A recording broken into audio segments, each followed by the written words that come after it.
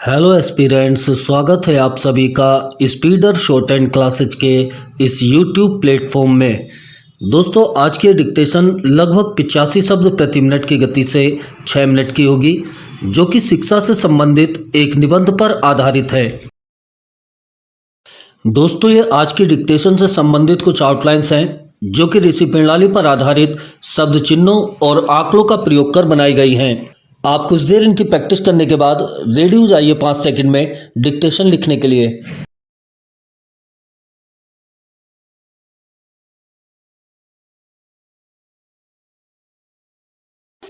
Start.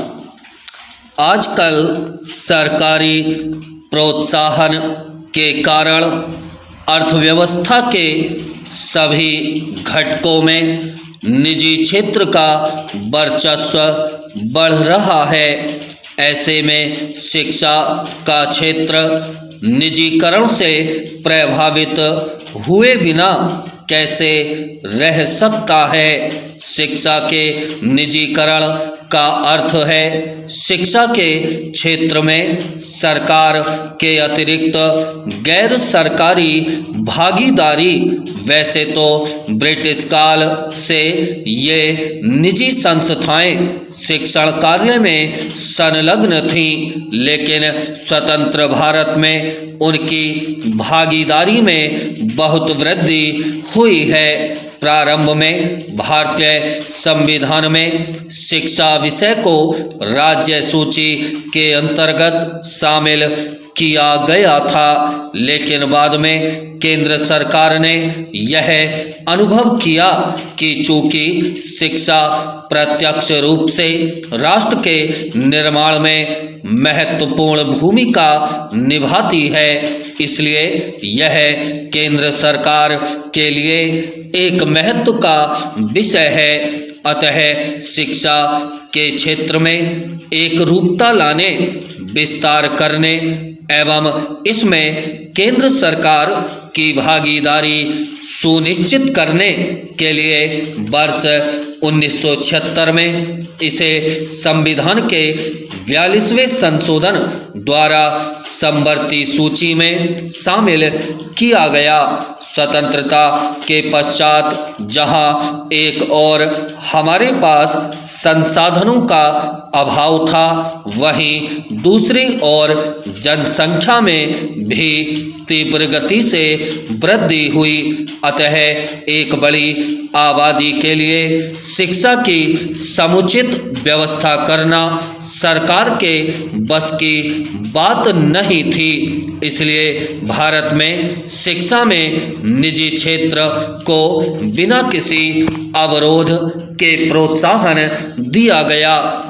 निजी क्षेत्र को शिक्षा की ओर आकर्षित करने के लिए सरकार ने कई कदम उठाए, जैसे निजी संस्थानों को आर्थिक सहायता देना, उनके लिए अनुदान का प्रावधान करना, शैक्षणिक इमारत हेतु कम मूल्य पर भूमि उपलब्ध कराना आदि। भारत में ऊपरी तौर पर शिक्षा को 2 भागों में विभक्त किया जा सकता है, स्कूली शिक्षा तथा विश्वविद्यालय शिक्षा या उच्च शिक्षा। आज इन दोनों के क्षेत्रों में निजी संस्थानों की भागीदारी दृष्टिगोचर होती है। यही कारण है कि यहाँ सरकारी शिक्षा व्यवस्था एक समानांतर निजी शिक्षा प्रणाली भी संचालित है। शिक्षा के निजीकरण ने इस क्षेत्र के प्रसार में सकारात्मक योगदान दिया है। शिक्षा के निजीकरण के कारण शिक्षा का प्रसार तेजी से हो रहा है।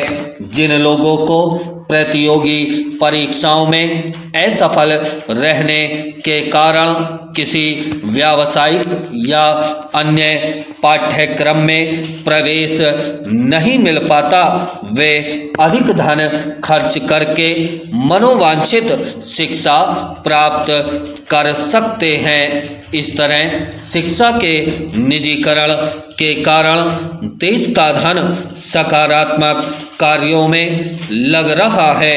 नए शिक्षा संस्थाओं की स्थापना के कारण नवयुवकों को रोजगार के नए अवसर उपलब्ध हो रहे हैं। शिक्षण से संबंधित व्यवसायों को भी गति मिल रही है। पिछले कुछ वर्षों में उच्च शिक्षा प्राप्त करने वाले लोगों की संख्या में तेजी से वृद्धि हुई है।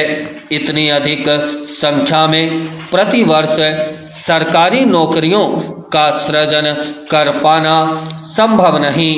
निजी संस्थाओं की अधिकता के कारण इन लोगों को भी रोजगार के अवसर उपलब्ध हो रहे हैं। इस तरह शिक्षा के निजीकरण के कारण देश के आर्थिक विकास को भी गति मिल रही है।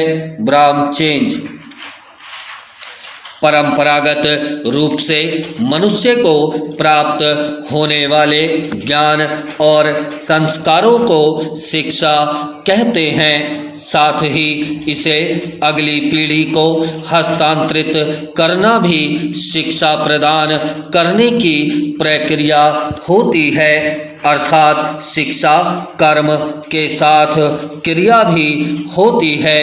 हालांकि अभी तक हमने सिर्फ शिक्षा और उसकी प्रक्रिया के संबंध में बात की है।